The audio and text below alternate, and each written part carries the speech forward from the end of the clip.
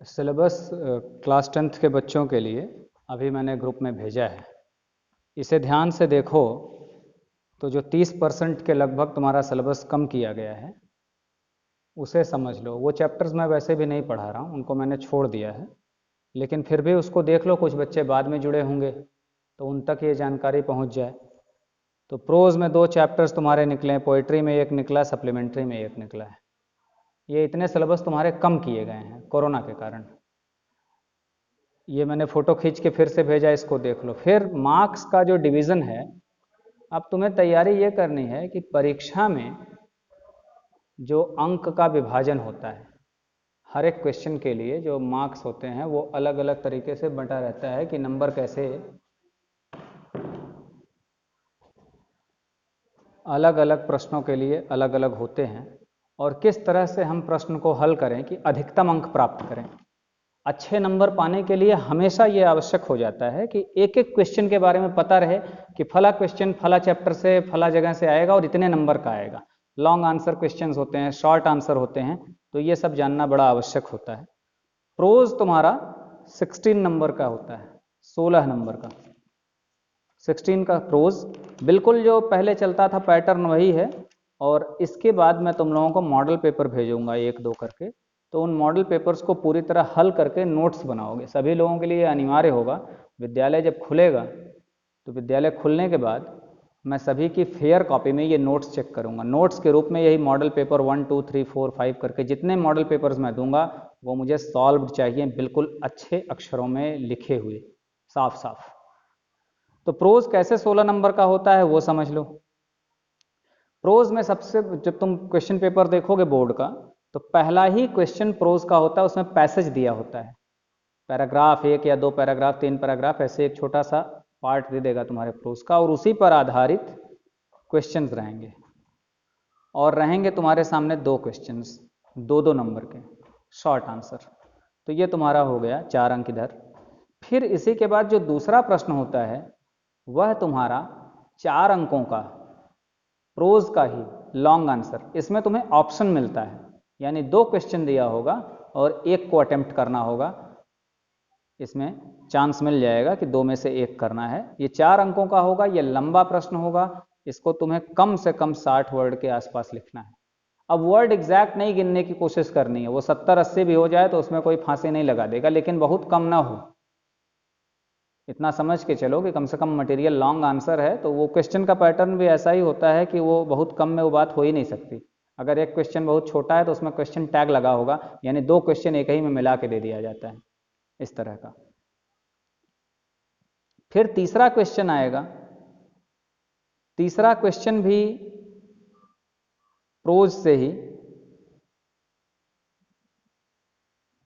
और short answer. इसमें paragraph से मतलब नहीं होगा, कोई पैराग्राफ नहीं रहेगा। जैसे लॉन्ग आंसर आता है ऐसे ही 2 शॉर्ट आंसर आएंगे कहीं से भी, किसी भी चैप्टर से, 2-2 नंबर के 2। इसमें भी ऑप्शन रहेगा क्योंकि 3 क्वेश्चंस दिए होंगे, तुम्हें 2 अटेम्प्ट करना होगा तो 1 छोड़ सकते हो।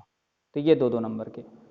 फिर चौथा क्वेश्चन जो होता है ये बड़ा ही सुंदर क्वेश्चन होता है, और इन सारे प्रश्नों में देखो नंबर प्राप्त करना बहुत आसान है। अगर 2 नंबर का क्वेश्चन तुमने ठीक ठाक अटेम्प्ट कर लिया, बढ़िया से लिख लिया, तो अच्छे नंबर उसमें भी पाओगे। 4 नंबर का बता ही दिया कितना लिखना है। जो चौथा क्वेश्चन होगा वो वर्ड मीनिंग की मैचिंग होती है। इंग्लिश में कॉलम ए और बी बना रहेगा, इंग्लिश के वर्ड्स लिखे होंगे, इधर के उधर उसके मीनिंग्स होते हैं, उनको मैच कराना है। मैच कराने में इस बात का ध्यान दोगे, सभी बच्चे ध्यान देंगे, अपने छोटे भाइयों बहनों को सबको बताओ, जब भी मैचिंग का क्वेश्चन आता तो ऐसे ऐसे लाइन खींच के तीर वीर मत चलाओ। क्यों मत चलाओ? क्योंकि इससे चेक करने में बड़ी असुविधा होती है। तुम्हें क्या करना चाहिए, आमने सामने लिख दो। जैसे ये वर्ड है और इसके सामने इसका अर्थ है, तो इसके जस्ट सामने लिख दो, उससे आसानी होती है। जैसे मान लो कि एक वर्ड आ जाए तुम्हारा फेम, FAME, तो फेम का अर्थ होता है प्रसिद्धि। तो मान लो पहले पे फेम है और उसके अर्थ में इधर चौथे पे लिखा हुआ रेपुटेशन, तो रेपुटेशन उसका अर्थ हो गया। जस्ट उसके सामने लाके लिख दो और ऐसे सामने निशान बनाओ, तो कॉपी चेक करने में बड़ी आसानी होती है, नंबर देने में आसानी होती है। ये 4 रहेंगे वर्ड्स, चारों को अगर तुमने सही मैच किया तो 1 × 4 यानी 4 नंबर का ये रहेगा। 1 नंबर का एक क्वेश्चन होता है, इसमें कुछ नहीं लिखना है, बहुत ही कम समय में ये सॉल्व होता है तुरंत। अगर तुम्हें आता है तो तत्काल लिखा और पूरे के पूरे गणित की तरह नंबर है, 4 में 4 पा गए। अब हमने 4 क्वेश्चन देखा और चारों क्वेश्चन 4-4 नंबर के, तो 4 मल्टीप्लाइड बाई 4 यानी 16 मार्क्स के तुम्हारा प्रोज खत्म हुआ। अब तुम देखोगे जो मैंने चित्र उसमें दिखाया था, अभी मैं इस वीडियो में भी दिखा दूंगा फिर से तुम्हारा अंकों का विभाजन। इस वीडियो के दौरान ही अभी अंत में फिर से दिखा दूंगा कि जिन बच्चों के पास नहीं पहुंचा है वो सिलेबस इस बार का, वो अंत में उसको पॉज करके देख लेंगे। पोएट्री तुम्हारी 7 नंबर की क्वेश्चंस पोएट्री से कवर होते हैं, 7 मार्क्स। कैसे 7 मार्क्स? जो 5वां क्वेश्चन होता है उसमें पोएट्री का स्टैंजा देता है। जैसे प्रोज का पहला क्वेश्चन बताया कि एक अनुच्छेद दे देगा, उसका पार्ट देगा, उसी तरह पोएट्री का स्टैंजा देगा और स्टैंजा पर आधारित 2 क्वेश्चन 2-2 नंबर के, यानी 4 अंक यहाँ। और फिर छठा क्वेश्चन तुम्हारा होता है, या तो किसी पोयम की 4 लाइन लिखनी है या पोयम का सेंट्रल आइडिया। सेंट्रल आइडिया के लिए पोयम के नाम दिए होते हैं, उसमें 2 पोयम के नाम दे देते हैं, उन दोनों पोयम से उनकी सेंट्रल आइडिया को लिखना है। ये 3 नंबर का प्रश्न होता है। और अगर कोई तुम ये सेंट्रल आइडिया ना लिख के तुम लोग चाहते हो कि पोयम लिखें, तो पोयम वो लिखोगे जो लाइंस तुम्हारे पेपर में ना आई हो। ऐसा नहीं कि पेपर वाला उठा के वहाँ छाप दिए, बिल्कुल नकल उतार दिए, तो इससे नंबर नहीं मिलेगा। दूसरी बात ये होती है कि जो एग्जामिनर होता है, जो परीक्षक होता है, वो चिढ़ता है कि तुम उसे मूर्ख बनाने का प्रयास कर रहे हो। और ये बात तुम्हारे इंस्ट्रक्शन में लिखी भी रहती है, बाकायदा तुम्हारे क्वेश्चन पेपर में लिखी रहती है, do not copy out the lines from the question paper. तो ये तुम्हारा पोएट्री का 5वां और छठा क्वेश्चन, 4 और उसमें जोड़ दो 3, तो 7 नंबर का ये हो गया। अब आता है तुम्हारा लिटरेचर में सप्लीमेंट्री। तो सप्लीमेंट्री फिर तुम्हारा आता है 12 नंबर। तो कैसे, वो देखो। 7वां क्वेश्चन जब आएगा तो 7वां क्वेश्चन में 2-2 नंबर के 2 प्रश्न करने होंगे, शॉर्ट आंसर सप्लीमेंट्री से पूछे जाएंगे, बिल्कुल प्रोज की ही तरह। इसमें ऑप्शन भी मिलेगा तुम्हारे पास 3 क्वेश्चन होंगे जिनमें तुम्हें 2 करना होगा। तो 4 नंबर का ये हो गया, 2 + 2 4। 8वां क्वेश्चन आओगे तो बड़ा ही सुंदर, बड़ा ही आसान क्वेश्चन, कुछ नहीं इसमें याद करना है। 8वां और 9वां दोनों क्वेश्चन में कुछ भी नहीं याद करना। अगर तुमने चैप्टर पढ़ रखा है तो 8वें 9वें क्वेश्चन में बिल्कुल तुम्हें 4 और 4 यानी 8 नंबर तुम्हें एग्जैक्ट मिलने हैं, फ्री में मिलने हैं, बिना कुछ किए धरे। केवल तुमने पार्ट को पढ़ रखा है, समझ रखा है। 8वां क्वेश्चन में आता है ट्रू और फॉल्स, यानी सही और गलत। केवल मात्र इतना लिखना रहता है, ट्रू और फॉल्स। तो 8वें क्वेश्चन में 4 क्वेश्चन आएंगे और 1 नंबर का 1 होगा, तो ये 4 अंक का 8वां प्रश्न, सही और गलत। जैसे मान लो लिख दिया कि Edison was a German scientist, तो तुम लोगों ने पाठ पढ़ा है तो जानते हो कि एडिसन अमेरिकन था, तो फॉल्स लिख दोगे। अब 9th क्वेश्चन में आते हैं। 9th क्वेश्चन को कहते हैं MC type question, multiple choice type question. Multiple choice यानी एक कथन दे देगा, एक स्टेटमेंट देगा, उसके 4 ऑप्शन देगा, तुम्हें चारों में से एक को छांटना होगा जो सही होगा। जैसे मान लो कह दिया गया कि the throne of Vikramaditya was found in, throne Vikramaditya की गद्दी, विक्रमादित्य का सिंहासन मिला, ऐसा करके 4 ऑप्शन दे दे, कलकत्ता, बम्बई, दिल्ली, उज्जैन। तो जिसने पाठ को पढ़ा है वो तुरंत उज्जैन वाले को टिक कर देगा सही और उसको 1 नंबर मिला। तो 4 इस तरह के क्वेश्चन 9th में होंगे और 1-1 नंबर के, चारों सही तो 4 अंक मिले। तो तुम्हारा सप्लीमेंट्री का हो गया 7वां, 8वां, 9वां और 4-4 करके तीनों, तो 4 × 3 यानी 12 अंक तुम्हारा सप्लीमेंट्री का पूरा हुआ। अब आता है सेक्शन बी। सेक्शन बी तुम्हारा ग्रामर और कॉम्पोजिशन का पार्ट होता है। सेक्शन ए पूरा लिटरेचर था, अब सेक्शन बी आते हैं हम। सेक्शन बी में ग्रामर और कॉम्पोजिशन। ग्रामर का सिलेबस कुछ भी कम नहीं किया गया है कोरोना में, कम करना उसमें संभव भी नहीं था, क्या छोड़ा जाए। अब ग्रामर में तुम्हारे पार्ट्स ऑफ सेंटेंसेस हैं, सेंटेंस के टाइप्स हैं, वर्ब्स आते हैं और वर्ब्स के करेक्ट फॉर्म आते हैं और टेंसेस भी आते हैं, पैसिव आता है, एक्टिव पैसिव जिसको वॉइस कहते हैं, और स्पीच आता है, डायरेक्ट इनडायरेक्ट, वर्ड फॉर्मेशन और पंक्चुएशन और स्पेलिंग भी।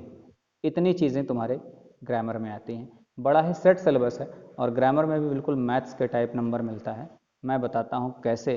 10वां क्वेश्चन तुम जैसे ही खोलोगे, सेक्शन बी का पहला क्वेश्चन 10वां नंबर हो जाता है, क्योंकि 9 क्वेश्चन लिटरेचर में आ गए। तो 10वें क्वेश्चन में 4 प्रश्न आएंगे, सभी 2-2 नंबर के, यानी 8 नंबर का 10वां प्रश्न होता है।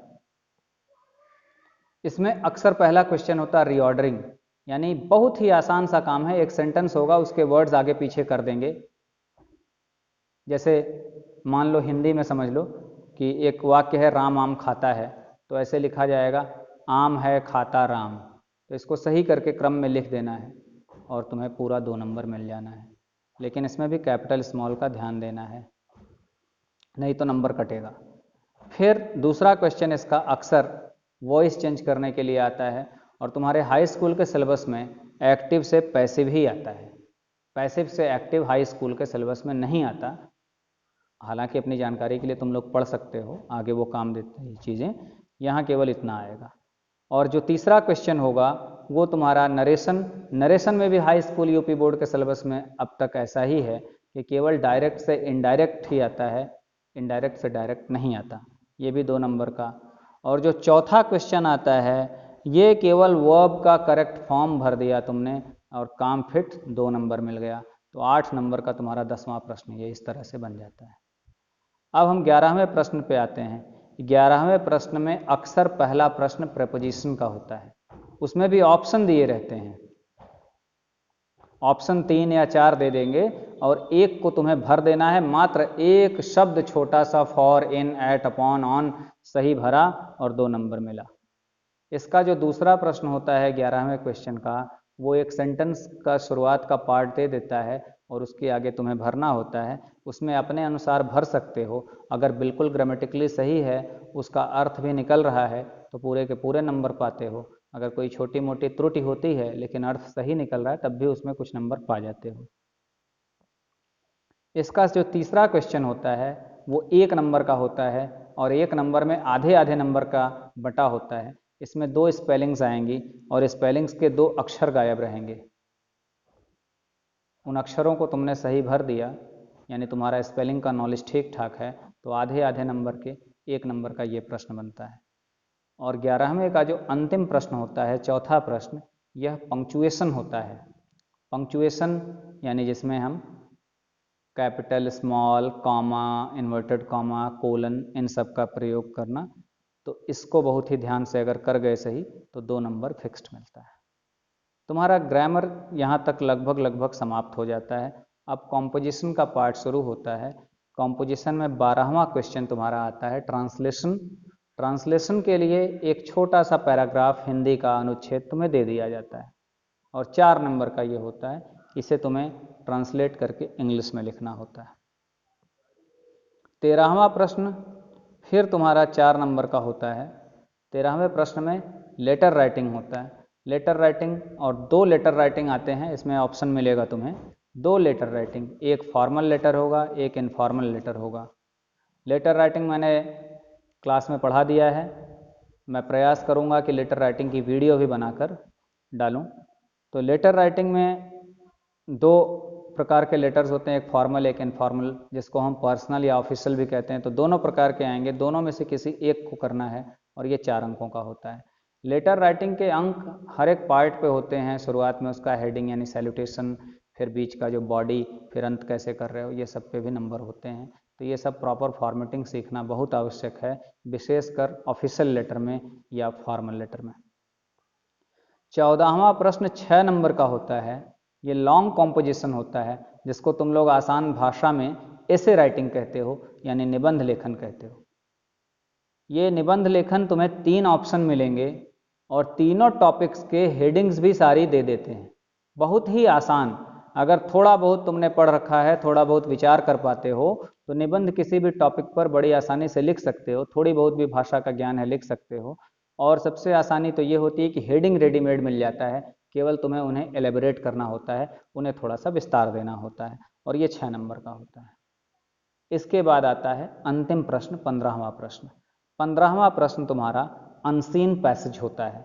जैसे बिल्कुल पहला प्रश्न था, प्रोज का एक पैसेज मिला, उसको पढ़कर तुमने 2 प्रश्नों के उत्तर दिए, बिल्कुल उसी तरह ये 15वां प्रश्न है, लेकिन एक अंतर है। अंतर ये है कि प्रोज का वो पैसेज तुमने पढ़ा है, 15वां प्रश्न तुमने अक्सर नहीं पढ़ा होता।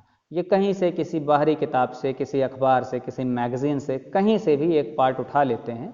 कई बार पढ़ा लिखा भी मिल जाता है, अगर कुछ बच्चों को पढ़ने की आदत है, इधर उधर की चीज़ें पढ़ते रहते हैं, तो पढ़ा लिखा भी मिल जाता है।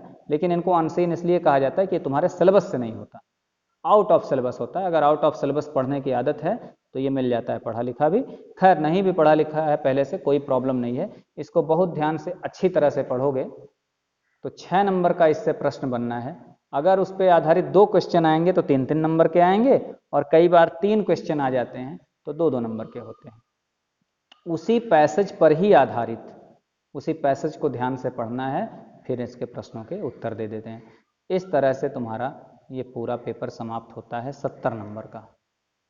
अगर थोड़ी सी भी जागरूकता रखो, कुछ छोटी मोटी गलतियां होती भी हैं, तो यूपी बोर्ड में कक्षा 10 में अब तक का जो सिलेबस चल रहा है, बहुत ही आसान है नंबर पाना।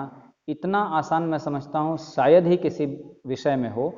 अगर बच्चा ज़रा भी जागरूक है तो 50, 70 में 50 बहुत ही आसानी से ला देते हैं बच्चे, अगर तुमने पढ़ा है, सिलेबस को ध्यान में रख के पढ़ा है। तो जैसा मैंने कहा था कि मैं एक बार फिर से वो सिलेबस दिखा दूं जो 30% कटा है इस वीडियो में भी, तो मैं ये कैमरा ज़रा सा इधर लाता हूँ, ये तुम लोग देख लो। और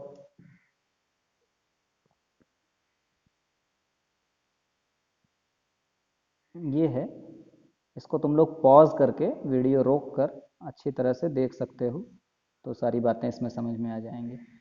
बाकी मॉडल पेपर ज़रूर सॉल्व करो। मॉडल पेपर सॉल्व करने से बहुत सारी चीज़ें स्पष्ट हो जाती हैं, चीज़ें तैयार भी हो जाती हैं, और अक्सर उसमें से क्वेश्चंस आ भी जाते हैं बोर्ड पेपर में। तो ठीक है बच्चों, इस हिसाब से तैयारी करो। धन्यवाद।